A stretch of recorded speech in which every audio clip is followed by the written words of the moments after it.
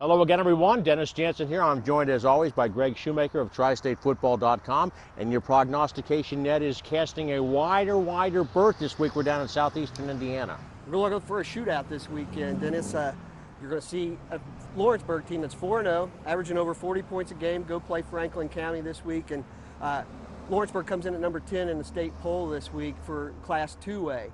Now, they're the smallest school in the EIAC. But the one thing they do, they're never going to win a lot of league championships, but they are going to be deep in the playoffs. This is a team that's won 60% of their playoff games in their history. So playing in this tough league that they're the smallest school in gets them prepared for playoff time. So even if they don't win this game at Franklin County, I look for them to become better from the experience that they're going to have from it. A little closer to home, we have Gallatin County at Lloyd. Nice story is Gallatin County, 4-0 to start the season. They're in their 8th year of football. They've never won more than 7 games. The one thing about this team, though, is all 4 of their victories have been against teams that none of them have more than 1 victory so far this season. Their quarterback, Austin Chapman, has thrown for 15 touchdowns, almost 1,000 yards, and only has 1 interception through 4 games. And he's only a junior, so he's got some more upside to him. The other side, Lloyd, has got a quarterback, Dexter Smith, who's almost accounted for 1,000 yards of total offense. A very big kid and is a very tough runner to bring down and throws the ball pretty well. Lloyd at 3-1. They've got a tough stretch where they're going to go against Newcath, Brossart, Walton Verona, all these schools in their league. So this is their gauntlet. If they can pull through this, they might have a chance to go deep in the Class 2A playoffs. In my assessment of Fairfield at Middletown, I don't think Troy Everhart has ever lost 2 games, 3 games in a row. Fairfield's got his work cut out for it. This is not going to happen. They do, and there's great storylines in this game. Jason Krause, the old Middletown coach, is back. He's now the head coach of Fairfield. He had these kids that are Middletown when they were sophomores. He took them back-to-back playoffs. They won against Moeller a couple years back. He still has an affinity for these kids. And last year, or 2 years ago, when he got the Fairfield job, not even a week into it, he told me, he said, "Greg, I think we're going to win." And I said, "Win?" I said, "You know, you've got some talent there. It might be a year or 2. He goes, "No, I think we're going to win now." 14 games into it this week, and he's right on with his prophecies right there. If they win this GMC game, it'll be special.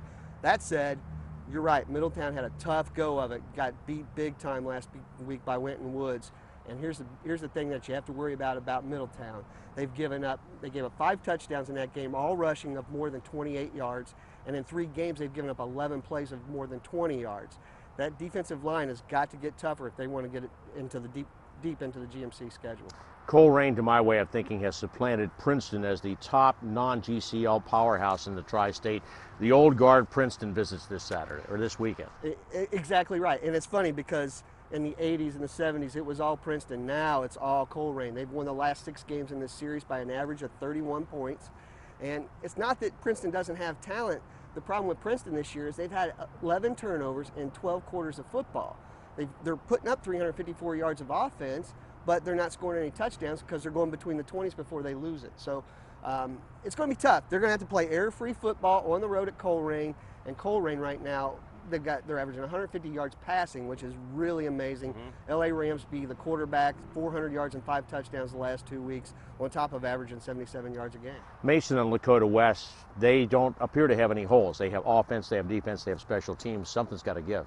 2 teams that really started playing well late last year. Mason's 8-2 in their last 10 games. They're only giving up 6.3 points per game this season, and they're only giving up 21 points is their highest amount they've given up in that 10-game stretch. Like where they're going. Lakota West has won 5 out of their last 6 dating back to last season. 2 teams that we're going to see run the football a lot. Mason's Daryl Johnson gets the ball 52% of the plays on the Mason offense. Should be a quick game, should be a low-scoring game.